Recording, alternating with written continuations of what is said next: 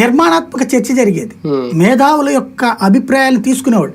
ఇప్పుడు మేధావులే వెధవలని చెప్పి ప్రజలకు పరిచయం చేస్తున్నప్పుడు ఇంకా మంచి ఎక్కడ ఉంటది? అవును. రఘురామకృష్ణరాజు గారికి మంచి ప్రతిఫలం అనాలి, లేదంటే మంచి గౌరవం దక్కిందా? ఖచ్చితంగా రాజ్యాంగబద్ధమైన పదవి, ఆయనకు మంచి అవకాశం వచ్చింది. ఆయన ప్రవర్తనని చూసే అవకాశం మనకు లేకుండా పోయింది. నేనేమనుకున్నా అంటే జగన్ కూడా ఉండాలా అందులో.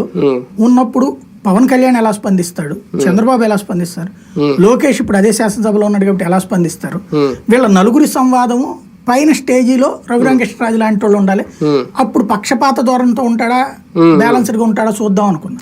కాకపోతే కళ్ళలు అవుతున్నాయి. అంటే తమ్మినేని సీతారాం గారితో పోలిస్తే ఇప్పుడు స్పీకర్కి అంత పని లేదేమో, అంటే అలా అనకూడదు, లేదు అంటే అంత ఒత్తిడి లేదు. అప్పుడు ఆ హడావుడి ప్రతిపక్షం ఉన్నప్పుడు ఉండే ఒత్తిడి సస్పెన్షన్ లేనప్పుడు ఉండదు కదా. ఇక కూల్ గా ఇప్పుడు మాస్టర్ పాత్ర పోషించాలంతే.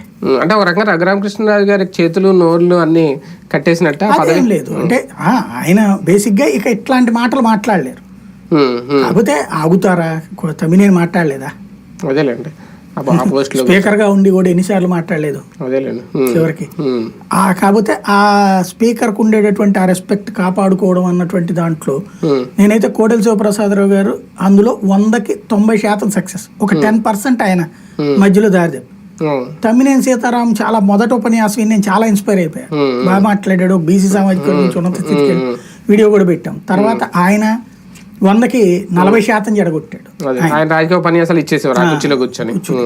ఇప్పుడు ఆ ఛాన్స్ లేదు. అయ్యన్న పాత్రుడు గారు మంచి స్పీకర్ గా దిగుతారు, ఈయన కూడా మంచి స్పీకర్ గా, మంచి డిప్యూటీ స్పీకర్ గా ఉంటారు. ఎందుకంటే అలాంటి మాటలు మాట్లాడాల్సిన అవసరం లేదు కాబట్టి దాన్ని సద్వినియోగం చేసుకుంటే హ్యాపీ.